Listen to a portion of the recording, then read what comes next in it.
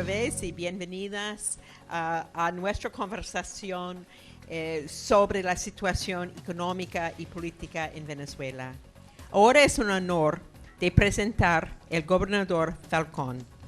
Antes de ser elegido gobernador en 2008, él se desempeñó como alcalde de municipio y Iribarren, ¿sí? Ok, de la ciudad de Barquisimeto por 2 periodos consecutivos entre 2000 y 2008. Previamente fue constituyente nacional por el estado Lara. Ahora pasaré la palabra a Víctor y al gobernador. Venezuela es un país, gobernador, que está sumamente polarizado de extremos chavistas y opositores, donde hay una situación económica, social y política muy compleja de solucionar y realmente mi primera pregunta es ¿qué va a hacer usted para ayudar a Venezuela a salir de la crisis? Ahora fíjate, no se trata, en atención a la pregunta, no se trata de lo que pueda hacer Henry Falcón, se trata de lo que debemos hacer los venezolanos. Yo decía recientemente, Venezuela es un país muy rico, con muchas fortalezas y muchas potencialidades, pero lamentablemente sumido en una crisis estructural que ya no solo representa preocupación en el mundo por los bajos niveles de desarrollo económico, sino por la gran descomposición social que hoy atraviesan fundamentalmente los sectores más pobres del país. La crisis institucional en Venezuela, la situación de confrontación política permanente, nos obliga hoy más que nunca a nosotros los actores de la política a obrar y actuar con responsabilidad frente al país, frente a la historia y atendiendo los derechos de las generaciones que vienen detrás de nosotros. Yo creo que más que decir acá, incluso lo que podamos nosotros reafirmar en estos escenarios, el gobierno nacional tiene una seria responsabilidad, fundamentalmente en abrir espacios para viabilizar salidas que permitan aliviar la gran tensión social que hoy vive la República. Se han hecho desde la Unidad Democrática, desde la Mesa de la Unidad Democrática, venimos nosotros en un propósito común, alentando una salida que consideramos la más expedita, democrática, constitucional, pero además legítima, porque la recoge el sentimiento de la mayoría de los venezolanos. Me refiero a la salida refrendaria. Si el gobierno nacional, en el entendido de la realidad social, que presiona constantemente y que obliga a resolver la situación de hambre, de mortalidad, de decadencia de servicios, de criminalidad, entiende su compromiso social, más allá de su cálculo político, su subsistencia, frente al agotamiento del modelo de gobierno, entonces creo que nosotros los venezolanos pudiéramos transitar a una etapa de gran diálogo nacional para lograr un acuerdo con todos los sectores sin ninguna excepción para recuperar la productividad, para poder afianzar elementos en el marco de lo institucional que permitan generar confianza y así poder atraer nuevas inversiones y trabajar en un plan complementario que de alguna manera atenúe o pueda atenuar la situación de descomposición que afecta fundamentalmente a los sectores más deprimidos. Nosotros hemos venido sosteniendo, pudiéramos a posteriori hablar de eso, nosotros hemos venido sosteniendo que la Venezuela de hoy reclama un gobierno de unidad nacional en el marco de la salida constitucional que plantea el referéndum revocatorio que ha iniciado en tal camino la Mesa de la Unidad Democrática. Gracias. Mi segunda pregunta tiene que ver justamente con el referéndum revocatorio. El gobierno aparentemente ha hecho lo imposible por aprobar la mayoría esta simple del 1%. ¿Usted cree realmente que va a haber un revocatorio este año?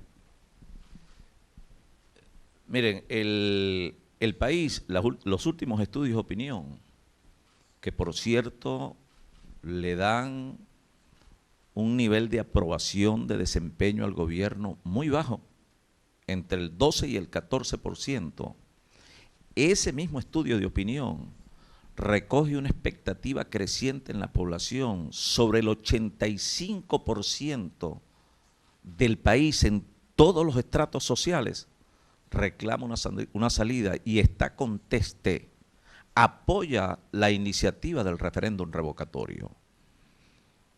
La mayoría de los países del mundo que han posado su mirada en nuestro país reclaman una salida electoral, apuestan a una salida democrática. Nosotros no tenemos ninguna duda que se han cumplido y se siguen cumpliendo todos los procedimientos y los lapsos establecidos en la Constitución y en las leyes respectivas.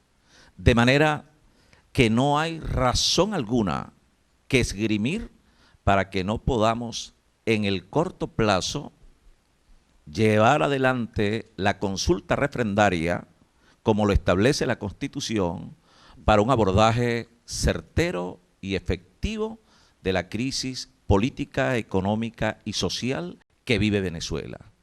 Si el gobierno insiste en esta táctica dilatoria de minar el camino, de obstaculizar la posibilidad de consultar a la población sobre esta salida refrendaria, las circunstancias, fundamentalmente las circunstancias sociales, pudieran llevarnos a una salida o esa presión social a un escenario que nadie quiere para nuestro país.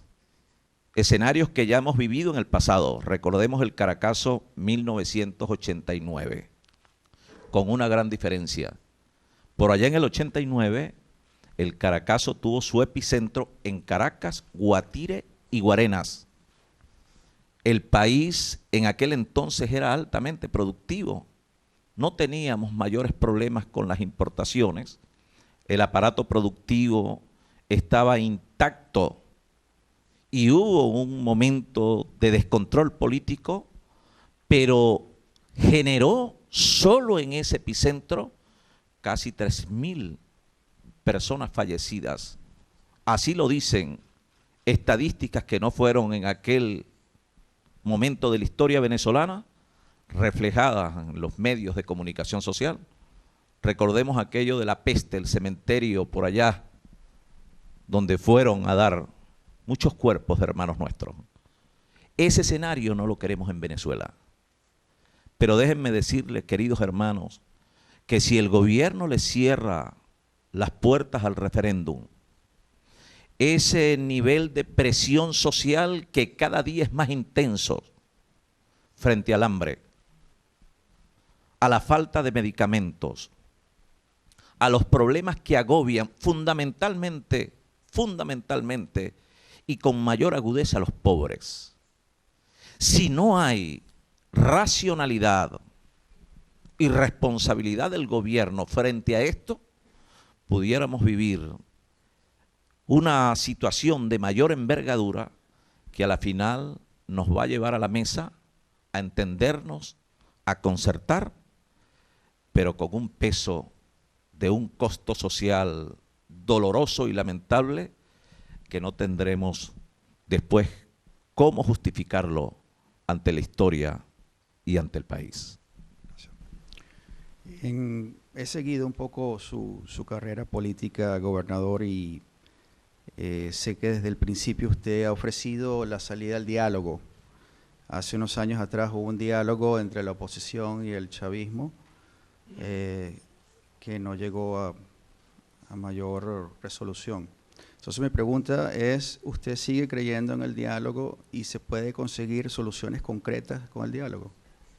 Mira, yo soy un dialogante por excelencia. Yo fui alcalde de Barquisimeto. A mí me correspondió dirigir los destinos de Barquisimeto. Para que los que no conocen, Barquisimeto es una ciudad ubicada en el centro occidente del país, que hoy tendrá 1.200.000 habitantes, una ciudad muy hermosa. Hoy me ha correspondido dirigir los destinos del Estado. Barquisimeto es la capital de Lara. Lara es un estado con unos 2 millones de habitantes aproximadamente. Pero decía que a mí me ha correspondido no solo predicar, sino practicar el diálogo como una filosofía de vida. Hoy quizás no estoy tan solo como antes. Hace 4 años atrás, 3 años, yo hablaba de diálogo y ya me decían, se regresó para el chavismo, brincó la talanquera otra vez. Decían, ¿producto de qué? De los altos niveles de polarización en que nos han convertido al país. Nos han puesto el país en blanco y negro. Y esa polarización, después del gran sectarismo promovido desde las mismas estructuras de gobierno, hermano, nos ha llevado a una condición algunas veces de odio, que lo estamos viendo hoy expresado en las calles, con un sufrimiento atroz de la gente que reclama soluciones más que retóricas, más que peleas. Entonces yo hablaba de diálogo y quizás anduve solo por un tiempo. Qué satisfactorio, qué orgullo escuchar a su santidad el Papa Francisco hablar de diálogo para Venezuela. Entender que la Organización de Estados Americanos y la UNASUR y la ONU y la Asamblea Nacional en Venezuela hoy recogen como necesario y además como un elemento genuino de la democracia de los pueblos el diálogo, como el gran salvador de las crisis humanitarias del mundo, el diálogo después de la guerra. De manera que el diálogo no tiene frontera, no tiene espacios, no tiene momentos. Siempre terminaremos en un diálogo. ¿Qué o a qué apelamos hoy? De la voluntad, pero también del criterio y de la racionalidad de quienes hacen la política en mi país como yo. Que el diálogo no sea tarde, que no tengamos que hacerlo como lo hizo El Salvador después de 100.000 muertos, que no tengamos que apelar al diálogo después de lo ocurrido en Chile, en España, etcétera. Que habilitemos más que la valentía, la sabiduría. Decía el Papa, la humildad no se aprende en cursos, en seminarios, en debates. La humildad nace con el hombre. Y hoy, con humildad reflexiva además, nosotros tenemos que abogar porque el diálogo nos conduzca, a pesar de las dificultades, a un gran acuerdo para poder recuperar la senda democrática de nuestro país. Más allá de los problemas económicos y políticos del país, hay una realidad que afecta al pueblo directamente y es la escasez de alimentos y productos y medicinas, que inclusive estamos leyendo en las noticias que hay gente que está inclusive muriendo por falta de medicinas. Estamos al filo de una crisis humanitaria. ¿Cómo piensa usted que se puede resolver esa situación? Mira, en Venezuela, repito, los problemas son cruzados. La crisis es estructural y en cadena. La vivimos en todos los niveles. No es la crisis solamente del que vive en el barrio. Es la crisis de todos sin ninguna excepción. Y en todos los niveles de gobierno y en la empresa privada. Y en todos los ámbitos es la crisis que cada día nos acogota en la calle con la violencia, con la inseguridad. Es la crisis por falta de comida. Es la crisis del salario. Un trabajador venezolano, 30 días de trabajo, pero puede comer con ese recurso solo 4. Con el salario en Venezuela solo se puede comprar hoy en mi país un cartón de huevo, 1 kilo de carne y 1 kilo de queso. No estoy exagerando. Yo vine aquí a decir la verdad. Es la verdad. Consecuencialmente la gente no come. Se nos está muriendo de hambre. Ha iniciado un proceso de desnutrición masiva en nuestra población infantil. Las estadísticas de mortalidad materna y mortalidad infantil en los centros de prestación de salud son alarmantes. Y ello tiene que llamar la atención, como en efecto lo ha llamado del mundo. De allí que varias tareas habría que asumir. Una, dejar el complejo, abordar el problema junto a la empresa privada, desmontar los controles perniciosos de cambio y de control de precios que frenan la iniciativa privada, mejorar los sistemas distributivos de alimentos, de medicamentos, etcétera, y dejar el complejo ideológico y permitir que la ayuda humanitaria internacional fluya hacia Venezuela. Yo le decía ahorita a los amigos que están por allí de Bloomberg, y nosotros no subsidiamos aquí un barrio de aquí de Nueva York, el Bronx, subsidiado por Venezuela. Bueno, ¿cuánta ayuda humanitaria de nuestro país en el marco de los convenios de Petrocaribe? ¿Cuántas casas se han construido de Venezuela para el mundo? Plantas eléctricas, centros hospitalarios. ¿Y cuál es el complejo si tenemos un pueblo muriéndose de hambre y muriendo de mengua a las puertas de los hospitales? Nos ha hecho mucho daño no solo la polarización, el complejo ideológico. Y el problema no es de ideologías, no se trata de las izquierdas y las derechas, no se trata de colores, no se trata de partidos, se trata de un problema humano, se trata de la gente, se trata del país. Entonces, el gobierno tiene la gran responsabilidad frente a su gente, frente a muchos que todavía tienen la esperanza que las cosas pueden cambiar en Venezuela para bien. Gobernador, usted habla de un gobierno de unidad. Cuando dice unidad, entiendo que está hablando de un gobierno chavista en conjunto con un gobierno opositor. ¿Usted cree realmente que se puede coexistir con el chavismo? Mira, yo no hablo de un gobierno chavista opositor. Yo hablo de un gobierno nacional, un gobierno de unidad nacional, sin calificativo. Y creo que el chavismo es una realidad en Venezuela.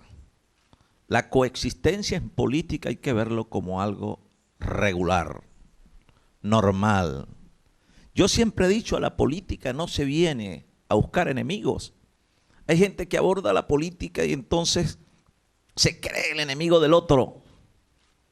Es la política bajo la concepción de la guerra.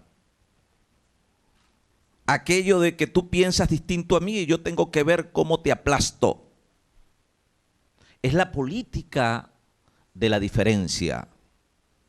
Es la política regular de la democracia. A la política no se viene a buscar enemigos, se viene a diferir, a construir. Entonces yo creo que si hablamos nosotros en el futuro, como debe ser, para poder garantizar la gobernabilidad de Venezuela y aceptar de que el chavismo existe allí, entonces nosotros debemos convocar a los mejores, más por sus capacidades, por su voluntad y por su compromiso, que por su visión o su ideología. Venezuela va a requerir del concurso de todos sus conciudadanos y va a requerir del concurso de la comunidad internacional. Yo incluso abogo por el restablecimiento de las mejores relaciones con el gobierno de los Estados Unidos. Asumir al gobierno, pero también a su fuerza productiva, a su fuerza empresarial, como aliados comerciales y estratégicos fundamentales en la recuperación de la economía de Venezuela. Entonces, repito, aquí no se trata de un problema de complejos. Se trata de la unidad del país.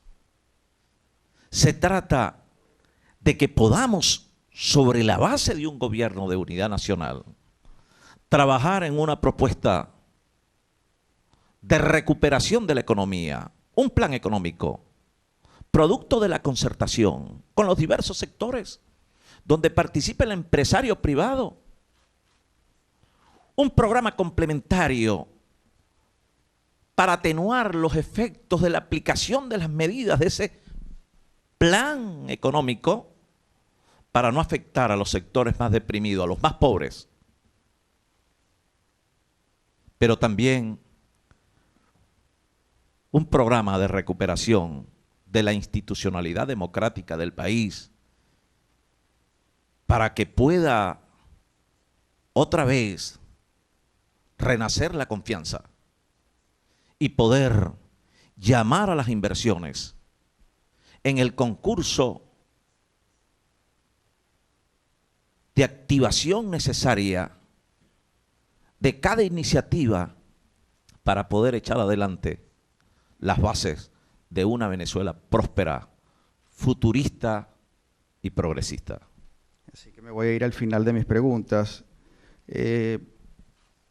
Gobernadora, hablo por mí y creo que hablo por muchos aquí, vinimos a conocerlo, venimos a oírlo, venimos a verlo cara a cara. Entonces me voy a mi última pregunta que dice, ¿quién es Henry Falcón? ¿Le puede decir al público quién es Henry Falcón y por qué incursionó en la política? Mira, yo soy uno más de millones de venezolanos angustiados por nuestro país. Mi origen es un origen de clase muy humilde. Yo provengo de Nirgua y he conocido la miseria. Pero eso para mí no debe ser ni un complejo, ni debe ser una justificación para yo actuar de manera reprochable en el futuro sobre las condiciones socioeconómicas de otro. Nosotros aprendimos en la humildad del pueblo y en la conciencia de un barrio que la solidaridad, la igualdad y la grandeza en la inclusión, expresados en la humildad y la sencillez, puede generar a su vez espacios de encuentro que nos permitan avisorar un mundo distinto. Yo jamás me imaginé que un día en las calles de tierra de Nirgua vendría este escenario simplemente expresarles mis criterios, pero también mis sentimientos y mis dolores. Gracias. Gracias, gobernador.